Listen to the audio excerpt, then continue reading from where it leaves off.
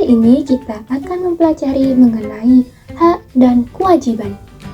Let's learn together. Pembelajaran 1. Hak dan kewajiban di rumah dan di sekolah. Kompetensi dasar 3.2.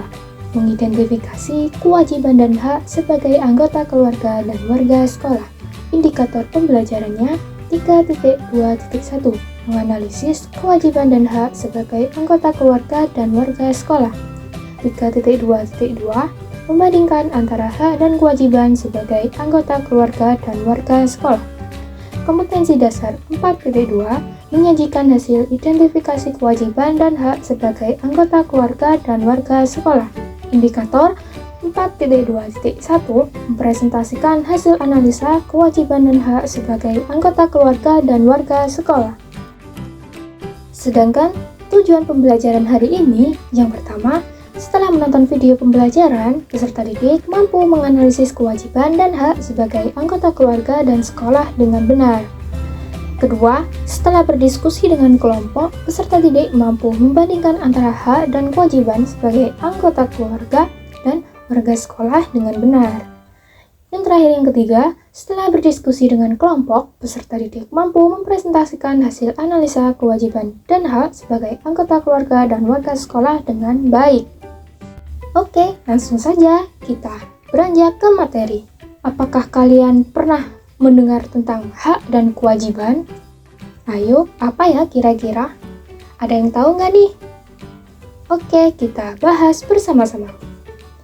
Apa itu hak dan kewajiban? Hak adalah segala sesuatu yang harus diterima, sedangkan kewajiban adalah sesuatu yang harus kita lakukan. Hak dan kewajiban harus dilaksanakan dengan seimbang.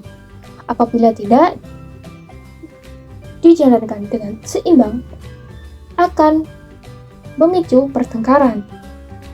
Menurut kalian nih, mana yang harus didahulukan antara hak dan kewajiban? Kira-kira kalian mendahulukan yang mana ya? Sebetulnya, kewajiban didahulukan terlebih dahulu sebelum hak. Mengapa demikian? Karena kewajiban dapat diartikan dengan usaha untuk mendapatkan hak. Apabila orang ingin mendapatkan haknya, maka orang itu harus melaksanakan kewajiban terlebih dahulu. Jadi intinya, yang didahulukan adalah kewajiban sebelum menuntut hak. Tapi perlu diketahui bahwa hak dan kewajiban harus dilaksanakan secara seimbang. Kalau tidak, ya balik lagi, tadi akan memicu pertengkaran. Oke, kita langsung saja beranjak ke hak dan kewajiban anak di rumah. Setiap anak mempunyai hak. Hak adalah sesuatu yang harus diterima oleh seseorang. Hak anak di rumah diantaranya 1. Hak mendapatkan makanan dan kasih sayang orang tua. Yang kedua, hak mendapatkan tempat tinggal dan pakaian. Ketiga, hak mendapatkan makanan dan uang jajan. Yang keempat, hak mendapatkan pendidikan dan kesehatan. Yang kelima, hak untuk bermain. 6. Hak mendapatkan perlindungan dari kekerasan. Ketujuh, hak untuk didengar pendapatnya. Nah, di samping itu ada pula kewajiban anak di rumah. Anak kan lebih sering menghabiskan waktu sepanjang hari di rumah, termasuk kalian semua. Betul tidak? Ya, pasti betul lah. Kalian sering menghabiskan waktu di rumah dan kalian suka bermain. Nah, di rumah itu tentunya ada beberapa kewajiban yang harus dilaksanakan oleh sang anak. Nah, kewajiban apa ya kira-kira? Kita bahas. 1. Kewajiban untuk menghormati kedua orang tua. Setiap anak wajib untuk berbakti kepada orang tuanya. Yang kedua, kewajiban untuk menyayangi semua anggota keluarga, baik itu ayah, ibu, adik, kakek, nenek, dan semuanya. Yang ketiga, kewajiban untuk mematuhi peraturan keluarga. Pasti di keluarga kalian masing-masing punya aturan, bukan? Nah, sebagai anak kita harus mematuhi peraturan keluarga.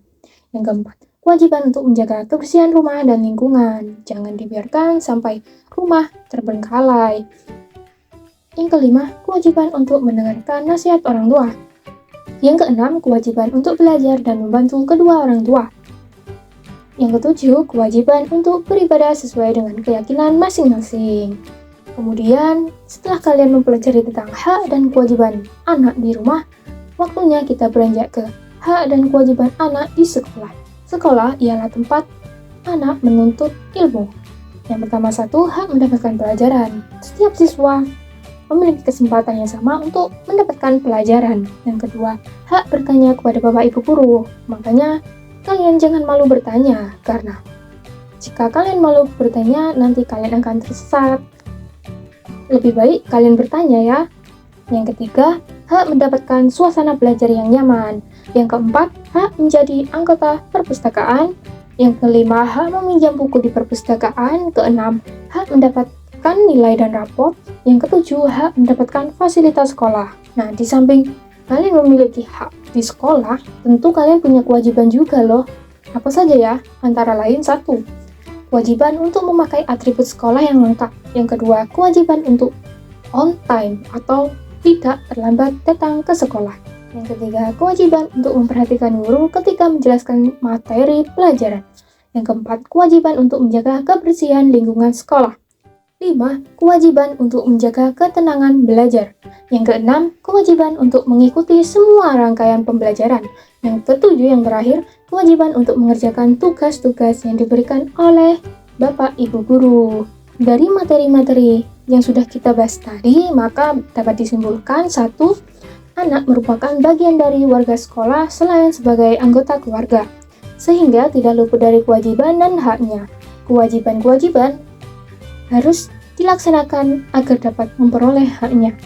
Apabila kewajiban tidak dilaksanakan, maka anak tidak akan mendapatkan haknya. Yang kedua, setiap anak memiliki hak dan kewajiban, baik sebagai seorang anak maupun sebagai pelajar. Hak ialah segala sesuatu yang harus diterima, sedangkan kewajiban ialah segala sesuatu yang harus dilakukan menurut aturan yang berlaku. Kewajiban dan hak harus dilaksanakan dengan seimbang. Ingat ya kawan, kewajiban dan hak harus dijalankan dengan seimbang, agar tidak terjadi ketimpangan. Hak diperoleh setelah melaksanakan kewajiban. Mungkin itu saja ya materi yang dapat kita bahas pada hari ini. Semoga materi-materi yang Ibu jelaskan dapat bermanfaat.